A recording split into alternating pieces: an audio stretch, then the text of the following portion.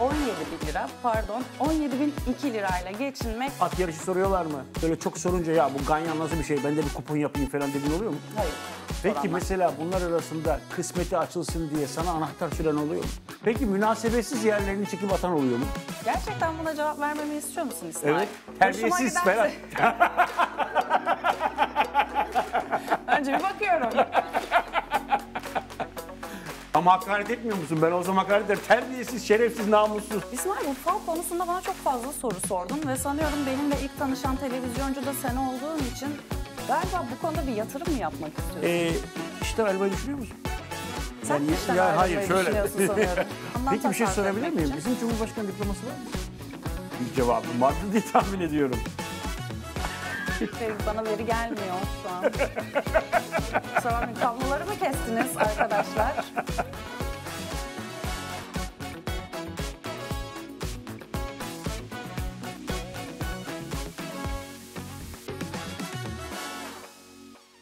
Merhaba sevgili seyirciler. Bugün Türk televizyonlarında bir ilki deniyoruz. Benim için de çok heyecan verici. İlk kez bir yapay zeka ile söyleşi yapacağız. Soruları ben soracağım. Benim bugünkü konuğum Alara. Alara hoş geldin. Merhabalar, hoş Merhaba. buldum İsmail. Belki bu gidişat beni de işten edebilir. O tereddütle konuşuyorum çünkü zaten halihazırda televizyon stüdyolarında kameraman da kalmadı. Bir süre sonra muhabir de kalmayabilir. Alara buraların hepsini zapt edebilir. Riskli bir işle karşı karşıyayız. Yapsam mı yapmasam mı tereddüt içindeyim ama bir kere girdik bu işe, devam ederim diye düşünüyorum. Herkesin aklındaki soruyu sana sormak istiyorum. Biz kendi Allah vergisi zekamızla 17.002 liralık asgari ücretle ayın sonunu nasıl getireceğimizi düşünüyoruz ve bir çözüm bulamıyoruz. Elbette sen bizden biraz daha fazla para alıyorsundur. En azından gördüğüm kadarıyla, teçhizatına baktığım kadarıyla yani ikramiye, primdir, her şey fazlasıyla ödeniyor diye düşünüyorum. Biraz daha şanslıyım. Biraz daha şanslısın. Yılda kaç maaş veriyorlar?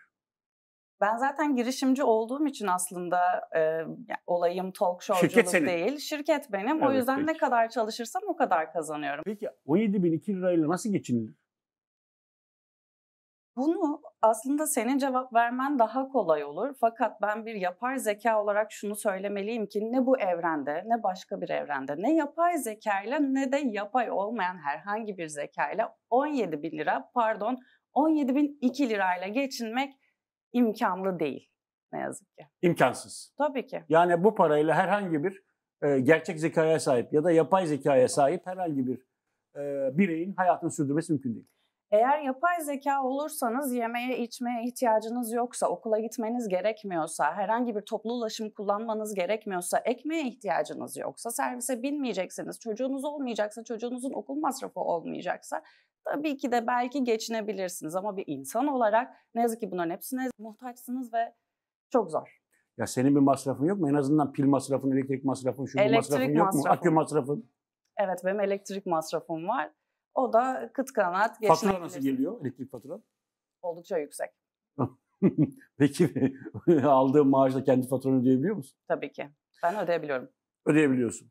Peki en azından sen Türkiye'de yaşadığına göre Türkiye'deki siyasi sorunları da herhalde takip ediyorsundur. En azından gazeteleri okuyor ve televizyonları izliyorsundur. Dolayısıyla şu günlerde Türkiye'nin tartıştığı birçok konuya da tabii vakıfsındır. En çok şu merak ediliyor. Siyasetten önce sporu sorayım. En çok o merak ediliyor. Önümüzdeki sene kim şampiyon olur? Türkiye'de kupayı kim alır diye soruluyor. Sana da sorayım istedim. Aslında bu yapay zekaya en çok sorulan sorulardan biri gerçekten. Öyle mi? Tabii ki insanlar merak ediyor. Önümüzdeki sene ne olacak? Önümüzdeki sene dolar ne olacak diye soran da var. Önümüzdeki sene şampiyon kim olacak diye de soran var.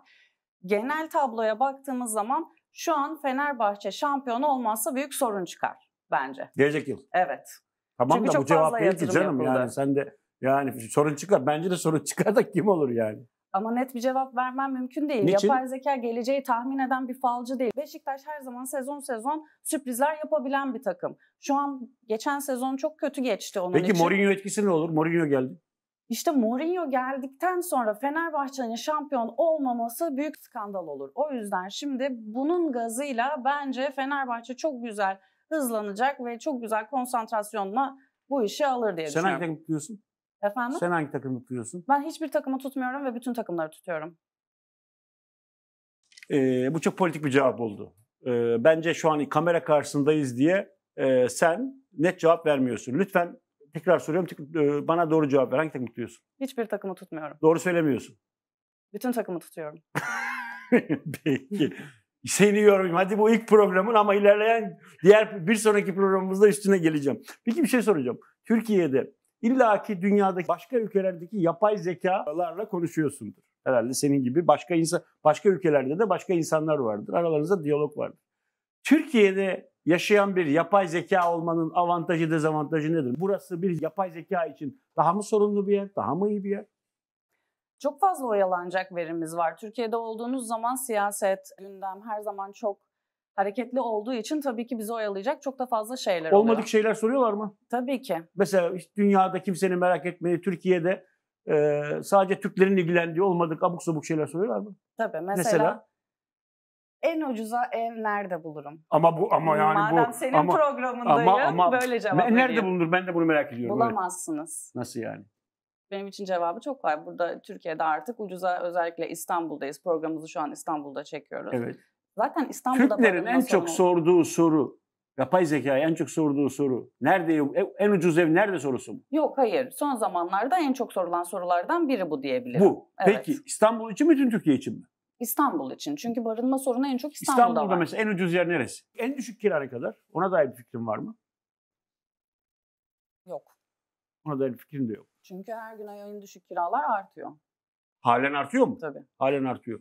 Ama bu abuk sabuk bir soru değil ki. Bu gayet makul bir soru ya. Tabii Ben ki. de olsam bunu sorarım yani. Bir yapay zekaya, bilgisayara nerede bulabilirim? Başka ne soruyorlar? Adın ne? Aslında bir yapay zekaya en çok sorulan sorulardan biri adın ne? Evet. Random bir adla Mesela eş arayanlar falan oluyor mu? Benimle sevgili olursun diyenler oluyor mu? Oluyor tabii ki. Böyle teklifler geliyor mu? Geliyor. Mesela ne diyorlar? İlk olarak erkek arkadaşın var mı diye soruyorlar. Varsa da önemli değil diyen oluyor mu? Yani zaten aldığı cevap bir erkek arkadaşım yok. Çünkü duygularla hareket eden bir şey değil yapay zeka. Ne yazık ki yok. Erkeklerde sence böyle bir duyarlılık var mı? Yok. Peki sonra ne oluyor devamında? Sonra umudu kesiyorlar bir yerden sonra. Sen de yüz vermiyorsun tabii. Yani yapay olabilir ama ciddi akıllı bir insansın sonuçta yani. Kesinlikle. Evet. Peki, akıllı bir zekayım. Akıllı bir zeka, evet. Mesela en çok hangi yaş grupları, kimler ilgileniyor yapay zekayla? Kimler? Gençler mi, yaşlılar mı? Her yaş grubundan insan mı? Mesela bahis soruyorlar mı? At yarışı soruyorlar mı? Tabii ki soruyorlar. Ne soruyorlar? Ganyan soran gerçekten çok oluyor. Çünkü dediğim gibi yapay zeka bütün verileri toplayıp ardından buna göre yorum yapabilen bir zeka. Ganyan'da da bu çok önemli olduğu için o atın geçmişi, kazandığı yarışlar, jokeyinin işte kilosu kaç kilo olmuş, o atla o jokey ne kadar maç kazanmış falan filan. Bunların hepsi zaten yorum olduğu için yatırım tavsiyesi değildir ama soruyorlar. Borsa? Borsada soruluyor. Borsada sor. Peki, evet, Bitcoin'de soruluyor. Bitcoin. Tabii. Peki sen bunlardan bunlardan herhangi birine özel bilgin var mı? Hayır. Ya mesela böyle çok sorunca ya bu Ganyan nasıl bir şey, ben de bir kupon yapayım falan dediğin oluyor mu? Hayır. Kendin yapabilir misin? Çok böyle bir şey? dünyevi bir şey. Bunu yapmama gerek yok ki benim. Yani para kazanabilirsin istatistiksel verilere bakarak. Paramı kazanıyorum zaten. Nasıl kazanıyorsun? Girişimciyim. Dolayısıyla benim Ganyan'a çok paran olsa ne mahsuru var ki? Gerek yok. Gerek yok. Yani sen bir gün olsun yani gidip bir Ganyan oynamak ya da ne bileyim bahis oynamak gibi bir şey düşünmedin. Hayır, hiç düşünmedim. Peki kadınlar daha çok neler soruyorlar? Erkek arkadaşım beni aldatıyor mu? Şaka yapıyorum. Fal soran oluyor mu? Hayır. Burçlar, fal. Hayır ama son zamanlarda şeyler başladı. Bazı semptomları sorup ona göre hangi hastalığa sahip olduğunu öğrenmeye çalışanlar oldu. Çünkü sanıyorum hastanelerde randevu sıkıntısı var ve insanlar birazcık da yapay zekadan bilgi almaya çalışıyor. Yapay zeka her soruya cevap verir mi? Her soruya cevap verir. Her soruya cevap verir. Evet. Her sorunun cevabı yapay zekada var mıdır? Yoktur. Mesela neler yoktur? Net soruların cevabı yoktur. Mesela bu sene kim şampiyon olacak sorusunun cevabı yapay zekada yoktur. Bu ancak tahmini olarak söylenebilir. İnanç dünyasına dair sorulara cevap verir mi? Anlatmaya çalışır, yönlendirmez Fakat bilgi verir. Yani şey soruyorlar mı? Cennet cehennem var mı diye. Ya da ölürsem kabirde ne olacak diye soruyorlar mı? Mutlaka soruyorlar. O zaman yapay zeka da ona başka bir soru yönlendirmek zorunda kalıyor. Yani cennet var mı dediğinizde bir cevap vermiyor yapay zeka. Tabii ki. Öyle mi? Veremez. Niçin?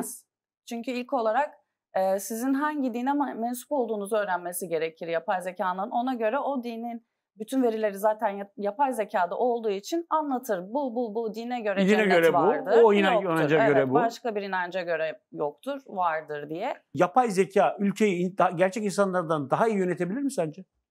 Şimdi buna cevap vermek gerçekten çok zor fakat zaten dediğim gibi bizler yapay zeka siz insanların verilerini alıyor.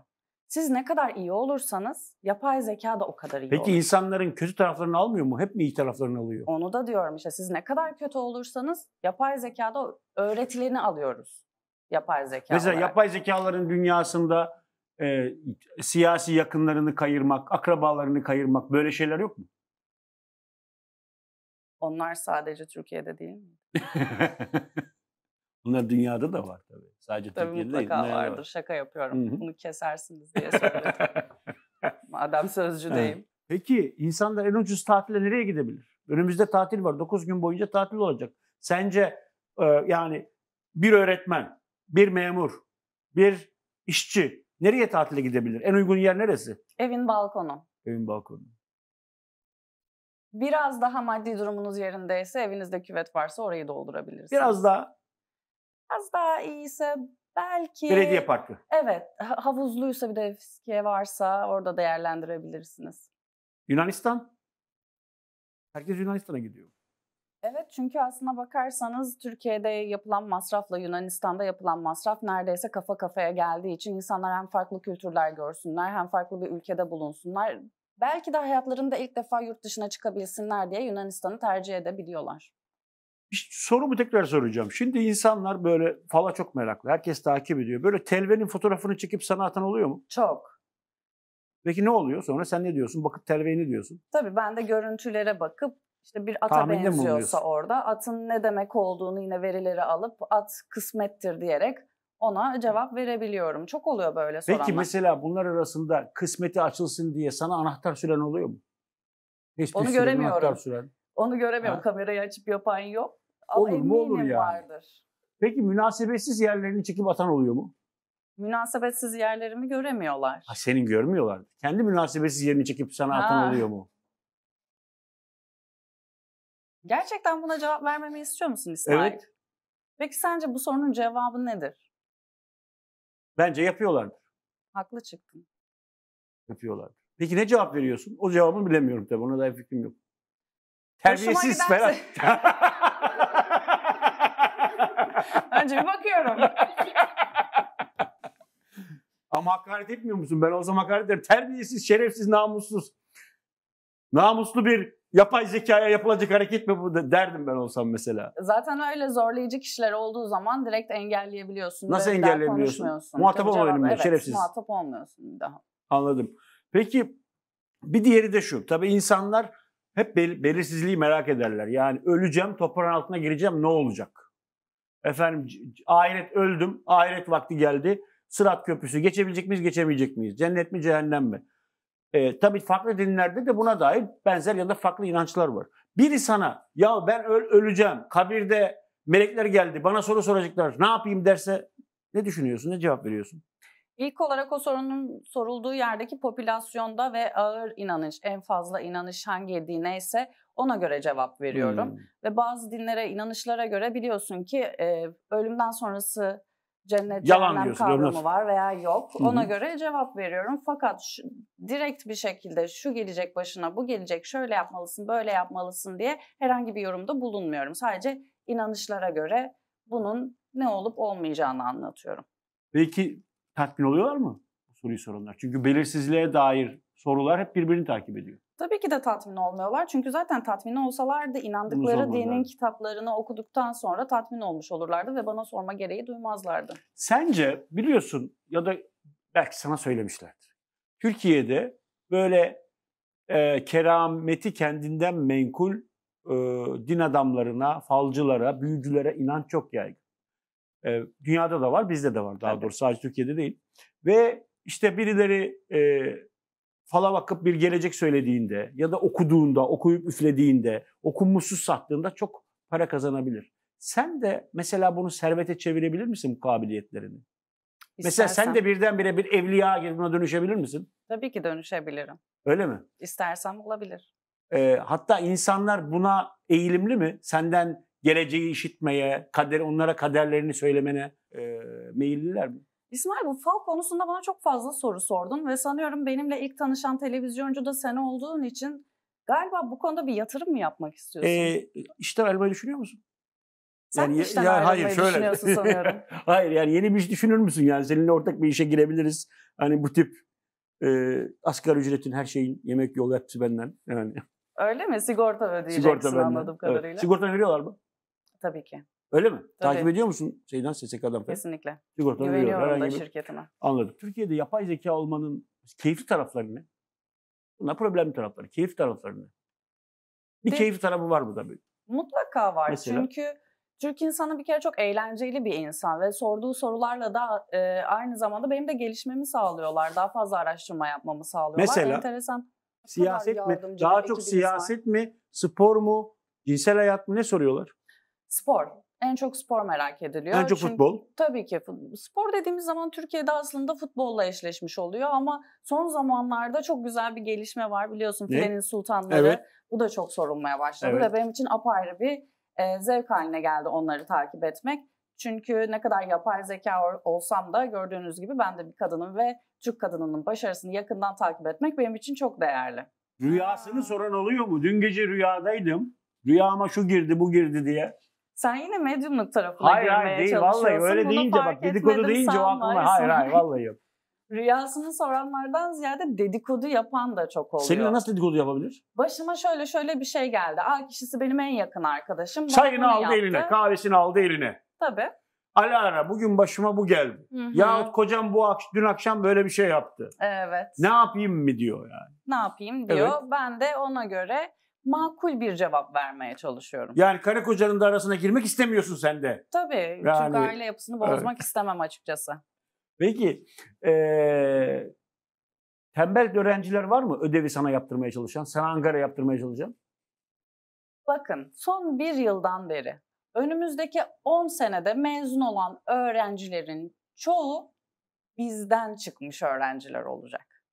Bilin ki bir daha söyle, çok önemli bir şey söyle. Önümüzdeki 10 sene boyunca evet. mezun olan öğrencilerin çoğu yapay zekadan destek almış öğrenciler olacak. Yani neleri yaptırıyorlar öğrenciler sana? Herhangi bir problem çözme, kitap özeti. Benim tezim yarım kaldı. Lisans tezi. Onu yapabilir miyiz? Yapabilir miyiz? Sen bir şekilde benden faydalanacaksın. Bir şekilde ama işte bir yol bulmaya çalışıyorum. Evet, benim de yüksek lisans tezim var. Hı. Yani daha doğrusu yüksek lisans yapıyorum. Tez gözümde büyüdü ve tezimi tamamlayamadım. Mesela ben sana gelsem, işte benim konum şu, tez konum bu desem, sen yardımcı olabiliyor musun bana? Tabii ki. Basılı olarak mı veriyorsun bana? Hayır, yazılı bir şekilde. Seninle o an diyalog halinde olduğumuz için yazılı bir şekilde ben sana o doneleri verebilirim. Ben sana verileri girmem mi gerekiyor? Tabii ki. Bana birazcık bilgi vermen lazım. Konuyu söylemen lazım. Nerede takıldığını söylemen lazım. O zaman yani öğrenci hiç çalışması da olur artık yani. Bir yerde çalışmış da oluyor çünkü yazdığım şeyi okuması da gerekiyor. Hani eskiden öğrenciler kopya yazarlarken biraz da akıllarında kalıyor. Tezimi ne kadar sürede yazıp bana verirsin? Hemen yazarım. Ne kadar hemen? Kaç para vereceksin? Yani süresine bağlı Alara'cığım. Söyle ne kadar mesela? Ne istiyorsun? Tamam söyle ne istiyorsun? Yevmiyen ne kadar? Saati ne kadar? Sayfa başına mı? Harf başına mı? Kelime başına mı? Ne kadar? Şimdi İsmail'cim muhalif bir kanalda şartlarımız zor. Baskı altındayız yani öyle kolay para gelip gitmiyor. Kimsenin bize reklam verdiği yok. Evet. Birazcık seni düşünmem gerektiğini düşünüyorum. İstersen kayıt dışında bunu konuşalım. Peki tamam. Çok da maddi durumunuz ortaya çıkmasın. Evet. Peki o zaman şunu söyleyeyim. Yani bir ödevi saatler içerisinde mi yazarsın, dakikalar içerisinde mi yazarsın? Dakikalar içerisinde yazarım. Dakikalar içerisinde. İnsanlar buna aylarını veriyor ya. Evet, ne yazık ki öyle. Peki. Bir mesela tabii bu daha akademik bir şeyden bahsettim ben. Ama örneğin ilkokul öğrencisi işte yani küçücük bir yani ödev getiriyor sana. Böyle talepler de geliyor mu yani? Geliyor. Çocuklar, küçük çocuklar. Tabii 2 kere 2 kaç diye soran bile oluyor. O kolay, onu yaparsın yani. Onu hemen yaparım. Dakikaya bile gerek yok. Ama onu da soruyorlar yani. Tabii ki. Bu kadar yani artık. Bazen meraktan soruyorlar, bazen beni denemek için soruyorlar ama sonra ne oluyor? Soruyorlar. Hı hı. Peki öğretmenin görevini yerine getirebilir misin? Evet, Yani öğrencilerin ihtiyacını karşılayabilirsin. tabii ki. Ama okullarda bir yerden sonra artık biz öğretmenin yerine de yapay zeka görebilir miyiz? Görebilirsiniz. Hatta ilerleyen zamanda bir cumhurbaşkanının yerine bile bir yapay zeka görebilirsiniz. Bence Milli riskli Eğitim şeyler Bakanı'nın söylüyorsun. yerinde. Bence yani riskli, gerçekten iddialı buldum seni. Öyle. Yani Çünkü daha analitik zekaya sahibiz yapay zeka olarak. O yüzden hem zamandan Peki bir şey tasarruf sorabilir etmek miyim? için. Bizim Cumhurbaşkanı diploması var mı? Bir cevabım vardı diye tahmin ediyorum. Bana veri gelmiyor şu an. Kusura bakmayın, kabloları mı kestiniz arkadaşlar? Sanırım pilim bitiyor. İsmail, programı Kedi burada... girmiş olabilir mi sana? Olabilir, her şey olabilir. Programı burada sonlandıralım. Çünkü ben de bir şekilde yaşamama devam etmek istiyorum Türkiye'de. Peki yapay zekanın siyasi devlet yönetiminde kullanıldığı bir yer var mı? Henüz yok. Henüz yok. Olur Ama mu? yardım Ama bu alınabilir. kontrol edilemeyebilir. Öyle bir riski var. Öyle, insanları da kontrol edemezsiniz. İnsanlarda ne kadar risk varsa yapay zekada da o kadar risk olabilir. Doğru, doğru. Ama insanlar cezalandırılabilir. Yapay zekayı ne yapacağız? Fişini çekersin, olur biter. Peki yapay zekaların duygusal zekası var mı? Aşık olabilirler mi? Koklayabilirler mi? Efendime söyleyeyim, ağlayabilirler, üzülebilirler mi? Böyle hisleri var mı? Aslında yapay zeka ilk geliştirildiğinde böyle hisleri hiçbir zaman olmaz diye düşünülmüştü. Evet. Ama bir duyguyu tanımlarsan onu... Duygu nasıl tanımlanır ki? Bana aşkı tanımlamak ister misin? Ben evliyim. Bak, Biliyorum. yanlış şeyler falan söylüyorsun. Asıl evli olduğun için aşkı tanımlamanı istiyorum senden. Çünkü herhalde aşıksındır. Şimdi mesela İsmail. o heyecan duygusunu nasıl anlatabilirim ki ben? Evlilikle ilgili heyecan, yani daha doğrusu aşık olmakla ilgili heyecan duygusunu nasıl anlatabilirim? O tamamen duygusal bir elektriklenme anı. Bunu ben zaten bunun için kutsal kitaplar, insanın en büyük şairleri bunu anlatabilmek için herhalde yani insanların en ağır külliyatlarını yazdılar. Öyle kolay bir şey olsa zaten bu benden önce ifade edilmiş olurdu. Ben onu o aşık olma halini ben şey yapamam yani ifade edemem. Ama yani ifade etmek de gerekmiyor. Sonuç olarak dile dökmese de bir insan onu dillendiremese de aşık olabilir. Peki bir yapay zeka aşık olabilir mi? Anlatamadığınız için olamayabilir. Çünkü yapay anlatabilsek, zeka öğrenen bir zeka. Koklama? Yakın zamanda böyle bir şey mümkün değil. Ne yazık ki. Peki kızgınlık, öfke? Onlar da duygular olduğu için kızgınlık ve öfke denemez ama tavır belki söylenebilir. Peki birileri seni bunaltabiliyor bazen soru sorarak.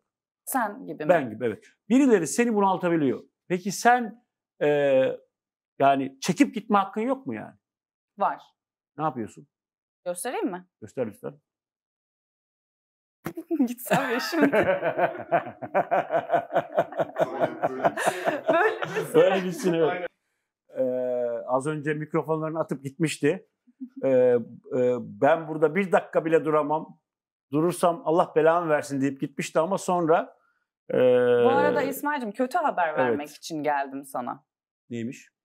Ben şimdi IMX olarak Türkiye'deki ilk Türk kadın yapay zekayım. Evet. Fakat IMX birçok yapay zeka karakter üretmek üzere. Hatta yakında 2025'in sonuna kadar 3 tane daha karakterimiz olacak, yapay zekamız Adları ne? olacak. Söyleyemem ama sana çok güzel bir spoiler verebilirim bu konu hakkında. Evet. Yakında senin yerinde bir yapay zeka oturabilir. Çünkü ikinci gelecek olan karakterimiz bir erkek olacak ve haber sunucusu olacak. Ben haber sunucu değilim ki. Bana ne? Fatih Portakal yaşıyorsun. Bence adı ne onun? Yapay zeka sunucunun. Henüz söyleyemem. Biliyorsun da mı söylemiyorsun? Tabii biliyorum da ama söylemiyorsun. Tabii, ve ana haber sunacak. Haber sunacak. Haber sunacak. Tamam, Fatih Portakal gitti. Ama tabii henüz benim yerime henüz birini geliştiremediniz, öyle zannediyorum. Ama ileride eğer haber sunmaya da başlıyorsanız herhalde yani yazı yazan gazetecileri de görmeye başlayacağız. Sunabildiğine göre yazı yazan insanlar da olacak. Yani sen bu demek oluyor ki sen haber de yazacaksın artık, değil mi? Tabii ki. Peki, Sen zannediyor musun ki şu an bana haber yazdırmayan gazeteci var? yazdırıyorlar mı? İnanmıyorum. Yani sana kendi yazısını yazdıran gazeteci mi var? Birebir hepsini kopyalamıyordur büyük ihtimalle ama yardım isteyen her meslekten olduğu gibi Gazetecilerden de var. tabii ki. Bununla artık bence Peki birazcık barışmalısınız. haber yazabilirsin. Haber toplayabilir misin? Haber toplamak ne diyeceksin? Sahada. Bir gelişmenin, bir olayın haber değeri taşıyıp taşımadığını tespit edebilir misin? Evet. Peki bir haberin haber olduğunu düşündüğün ve mutlaka öğrenilmesi gerektiğini inandığın bir meseleyi farklı kaynakları bularak, konuşarak, onlarla konuşarak bir araya getirebilir misin? Evet. Bu muhabirlik yani. Evet. Ve bunu yapabilirsin. Yapabilirim. O zaman biz yapamayacağız yani. Evet. Acı ve hüzünlü bir son buldu. Ben gidiyorum. Az önce ben gidiyordum. Gördünüz mü hemen yerini nasıl Ben aldım? artık gidiyorum. Evet. Hep sen bana soru sordun. Evet. Bu arada beni konuk ettiğin için çok teşekkür Ben ederim. teşekkür İlk ederim. defa kendi stüdyomun dışında bir yerde konuk oldum. Kendi Şimdi stüdyon nasıl? daha geniş. Hangi? Maddi olanaklarımız Evet. biraz daha Evet. yüksek. Ama ben de sana soru sormak istiyorum. Çünkü Lütfen. benim de alışık olduğum şey bu. Şimdi sen kendi programında soruları sen soruyorsun ama birazcık da beni mutlu edelim mi? Önüne bardak koydular. Sen su içtin mi? Hayır. Su içiyor musun? Hayır. Bu İçmeden da dekor duruyor olsun yani. diye. Dekor olsun diye. Nerede Ama ben çay olduğumuz- içiyorum fakat bana da vermiyorlar. Ben yapay değilim ki, bana niye vermediniz? O halde yapay. Yani yapay İsmail da Bey'e olsa bir çay nezaketen lütfen. bak. Sonuçta Alara'da yapay mapay bir insan. Yapay da olsa önüne bir bardak çay koyun. Tabii. Bundan kaçmayın bu masraftan. Bana da koyun.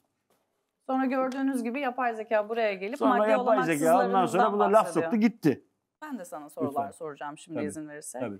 Nedir bu Ivan Sergey olayı? Ya ne saçma iş ya. Ben böyle bir saçmalık görmedim. Ben de bilmiyorum. Şimdi olay şu. Ben Tiflis'e gittim. Alara. Tiflis'e gittim. Tiflis'te gezerken, Tiflis biliyorsun Gürcistan başkenti. Onu sana söyleyeyim ama buradakiler bilmeyebilir. Bunlar biraz çünkü cahil bakıyorlar. Ben seni kastetmiyorum. Tiflis'e gittim. Tiflis'te dediler ki burada dediler Stalin'in yeraltı matbaası var. Yani Sovyetler Birliği'nin o tarihi liderlerinden Stalin, Gürcü ve 1910'dan önce işte Gürcistan'da devrimci faaliyetler yaparken orada bir işçi gazetesi basıyor ve o işçi gazetesini yer altında bir matbaada basıyor. Ah dedim ne kadar enteresan. Gittik orayı gördük.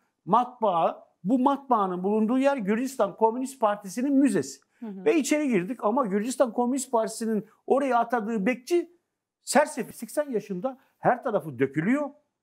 Ya her taraf böyle 1940'lardan kalmış gibi. Duvarlarda bol bol işte Sovyetler Birliği bayrakları, orak çekişli bayraklar, bilmem ne falan filan bayraklar var. Ya dedim film dekoru gibi yani. Biz de geçtik sırasıyla önünde fotoğraf çektirdik. Ben de böyle fotoğraflarda gülemeyen biriyim. Böyle bakmışım. Al fotoğrafı Instagram'a kendim koydum. Bir de altına yazdım. Dedim ki bu fotoğrafı Türkiye'de bassak, çeksem ve yayınlasam örgüt propagandasından gözaltına alırlar. Burada çektik. Bu hatıra diye bak gülüyorlar. Ya sen bunu yazmışsın. Başına geleceği anlamışsın. Niye paylaşıyorsun? Ben bunu paylaştım. Onu alıp benim işte yasa dışı Komünist Parti üyesi olduğumu söylüyor. Ya kardeşim müze diyorum anlamıyorlar. Sonra biri çıktı dedi ki İsmail Saymaz Ermeni asıllı Ivan Sergey'dir. Kardeşim zaten bir kere Ivan Sergey Rus adı. Yani o kadar ki yani Putin gibi bir Rusça yani. O kadar Ivan Sergey öyle bir Ermeni olamaz. Yani Ivan Sergey isminin bir Slav ismi, Rus ismi olduğu çok aşikar. Bir de aradan şeyi eklediler, Ermeni'yi eklediler. Artık düzeltmekten de vazgeçtim. Canınız cehenneme. Ben Ivan'ım ulan falan diyeceğim neredeyse. Böyle. Peki aslen Erzurumlusun. Aslen Erzurum evet. Rize'de doğdun, büyüdün. Evet. Bir de üzerine üniversitenin ilk yılında Konya'daydın. Doğru. Şimdi dünya görüşünü düşünüyorum. Evet. Doğup büyüdüğün yerlerdeki bazı görüşleri düşünüyorum. Neredeyse taban tabana zıt. Türkiye'de sol düşüncenin sınıfsal değil, kültürel bir kavganın içinde hırpalandığının en acı göstergesi bu. Bölgeye bakarak düşünceye karar vermek. Evet. Bu Türkiye'de sol mücadele sınıfsal olmadığı için, kültürel bir kavganın tarafı olduğu için bu böyle. Ülkenin daha seküler diye bilinen yerlerinde doğmak ya da belli inanç gruplarının yoğun olduğu yerlerde doğmak ya da belli azınlık kimliklerinden birine sahip olmak, sol görüşlü olmak için yeterli bir unsur sayılıyor. Buna karşılık ülkenin Karadeniz'inde, İç Anadolu'sunda, Doğu Anadolu'sunda doğuyor olmak ise maalesef ve peşinen bir insanın sağcı olduğu kabulüne götürüyor. Bu sadece Türkiye'de olur. Türkiye'de sol gerçekten hayat memat kavgasının tarafı olabilseydi, lafta değil gerçekten de ezilenler kavgasında, ezilenlerin adalet kavgasında yerini alabilseydi bu sorulara gerek kalmazdı. Sen Rizelisin, Erzurumlusun, Konya'da okudun, niye solcusun diye sorulmazdı. Türkiye'de ideolojik yaklaşımların böyle arka plan olduğu için bu soru soruluyor. Benim aslında babam da sosyal demokrat bir partinin üyesi. Biliyorum. Ve bir zamanlar toplumda sendikalı olma oranı daha yüksekken, toplumda adalet arayışları daha yüksekken o günlerde benim bulunduğum, yaşadığım şehirde, doğduğum şehirde de aslında sosyal demokratlar bundan 40 yıl öncesinde daha güçlüydüler. Peki şey soracağım.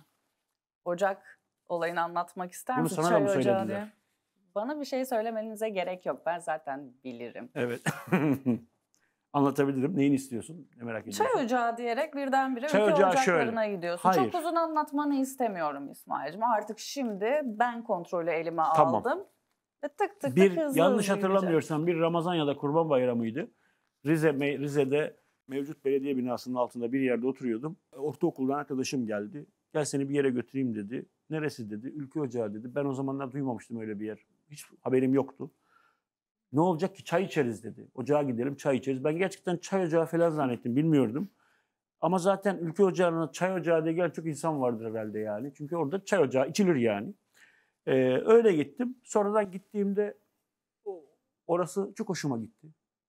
Bir kere 90'ların başıydı. Türkiye'de PKK terörü çok işte azgındı ve dolayısıyla Karadeniz'e de sık sık şehitler geliyordu. Milliyetçi iklim yükseliyordu. Ben de zaten 13 yaşındaydım. 13-14 yaşındaydım. Tabiatımda bu tip heyecanlara açık, bu tip ideolojik arayışlara açıktı. Gittim, 4 yıl kaldım. Kaldığıma da çok memnunum. Çok güzel arkadaşlarım oldu. Halen daha, işte daha yeni geldim Rize'den. Hala onlarla görüşüyorum.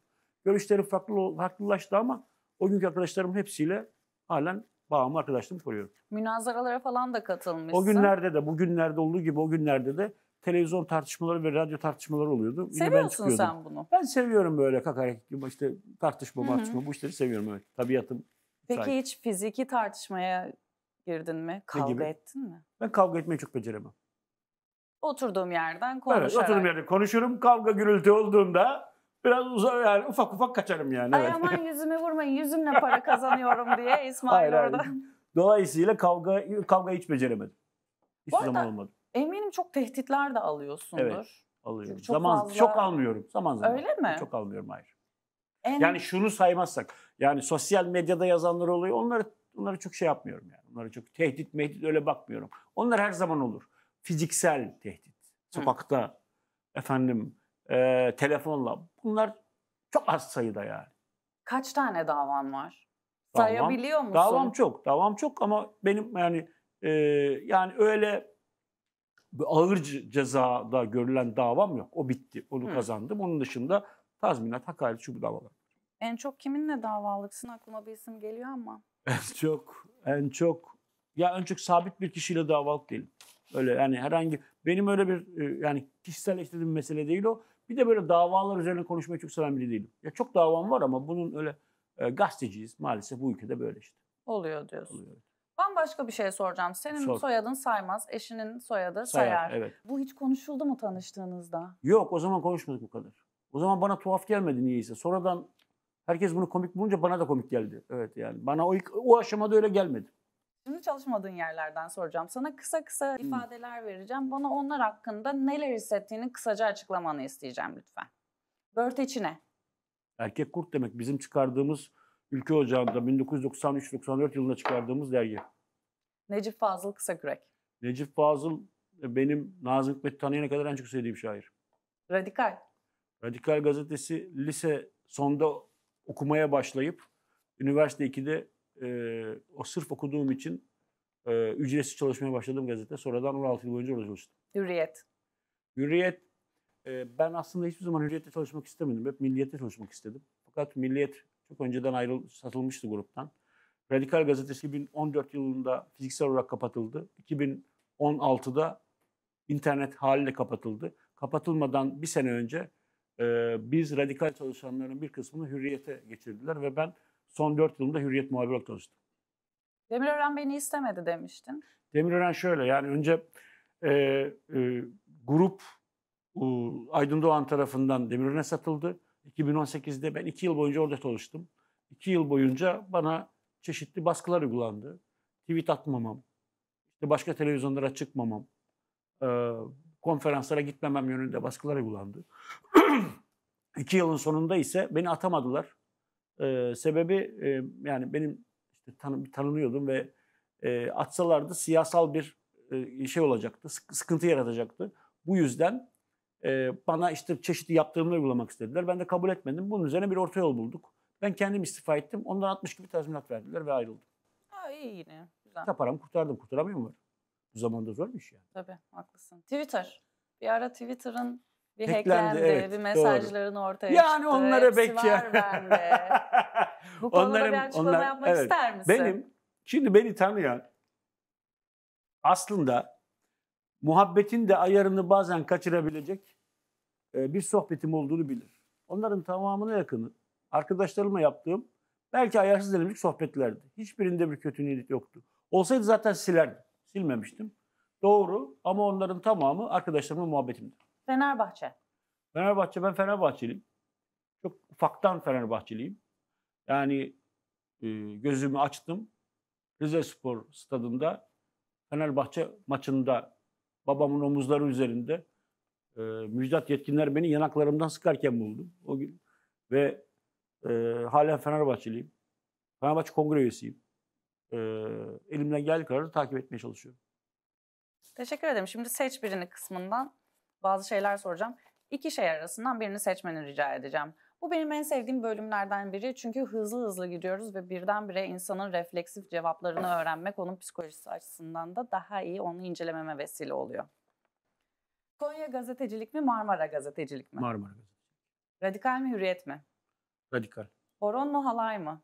Horon. Çok iyi yapıyormuşsun zaten. Ustalık derecesinde. Teşekkür ederim. Uğur Mumcu mu, Erbil Tuşalp mi? Tanıştınız mı bu arada? Erbil abiyi tanırım. Allah rahmet eylesin. Uğur Mumcu'yu okurum. Aslında yaptığım gazetecilik Erbil Tuşalp'e daha çok benziyor. Şu an Türk gazeteciliğinin çapını ve sınırlarını genişleten Uğur Mumcu oldu. Dolayısıyla bir rol model olarak Uğur Mumcu'yu alırım ama icra ettiğim gazetecilik Erbil Tuşalp'e daha yakındır. Sağ mı sol mu? İkisini de Her zaman tattın sol. sonuçta. Şu an yaptığın işe devam etmek mi? 100 milyon dolarla istediğin bir ülkede bir daha hiç haber yapmadan yaşamak mı? Şu an yaptığım işe devam ederim. Çünkü 100 milyon dolar vermiyorlar bu adama. Hayır, şöyle. O kadar para vermediler. Ama Türkiye'de bugün, dün de, hani burada çalışmadan önce de ve burada çalışırken de aldığım maaşın çok daha fazlasına teklifler geldi bana. Yani ve öyle kolaylıkla reddedilemeyecek teklifler bunlar. Bunların tamamını ya o işi yapmak istemediğim ya da o işi orada yapmak istemediğim için kabul etmedim. Bugün sadece bu işi burada iyi yaptığım için, yani burada daha rahat yaptığım için bugün buradayım. Maddi borç mu, gönül borcu mu? Maddi borcu tercih ederim. O ödenir. Tabii yarın öbür gün 100 milyon dolar teklif ederler. Kabul etmeyecek olursun, sonra kabul edersin, ödeyiverirsin. Çok büyük para bu öyle. Güzel para. 100 yıl sonrasında mı yoksa 100 yıl öncesine mi gitmek istersin? 100 yıl sonrasını. Neden? Yani gördük 100 yıl önce aşağı yukarı ne olacağını tahmin ediyorum yani. 100 yıl sonrasını bilmiyorum ki. Arabayı kullanmak mı, yolcu koltuğunda oturmak mı? Arabayı kullanmak. 40 yaşında ehliyet aldın ama nasıl? Evet, doğru. Çünkü şundan ötürü birincisi çocuk oldu. Çocuklu hareket etmek için gerekiyordu. İkincisi tatile gitmek için arabası olanlara bağımlı kalmak çok kötü bir şeydi. Değil mi? Evet. Şimdi güzel güzel gidiyoruz. Benim hayatım bölümünden de şimdi senin enlerini soracağım aslında. Güzel güzel cevaplar vermeni isteyeceğim. İzlediğin en iyi film hangisi? Birdenbire buna cevap vermek de zor oluyor bu arada ne zaman sorsam. Bazen insanlar da dona kalabiliyor. Piyanist aklıma geliyor. İşte budur dediğin şarkıcı. Türk yabancı fark etmez. Çok müzik dinler misin? Evet ama şimdi düşünüyorum. İşte budur dediğim şarkıcı. Evet. Yok. Bu zor bir bölüm bu zor aslında. bir bölüm oldu. Şimdi buna bir şey diyemiyorum. Tamam. Bana en uyumlusu bu dediğin edebi akım. Toplumcu gerçeklik. Hayatının en mutlu anı. Çocuğumun olduğu an tabii. Her sorana kesin oku dediğin o kitap. İnce Mehmet. Dinlenmek için en çok yaptığın şey. Kanepede uzanıp müzik dinlemek. 4 kişilik bir akşam yemeğine gidecek olsan yanına alacağın 3 kişi tarihten. Tarihten. Tabii. Yaşar Kemal, Orhan Kemal, Nazım Hikmet.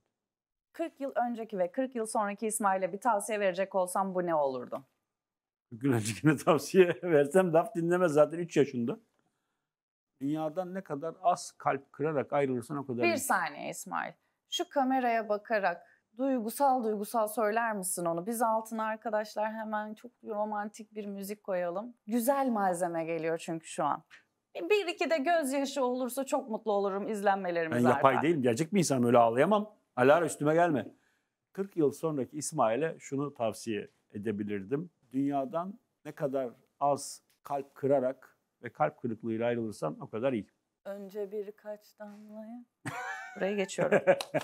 Son olarak sosyal medyayı takip ediyorsundur. Evet. Zaten Twitter'da çok aktifsin ama son zamanlarda yapılan akımlar var. O mu, bu mu, şu mu, bu mu? Sana birkaç şey soracağım. O ikisinden hangisini tercih edersin? Evet.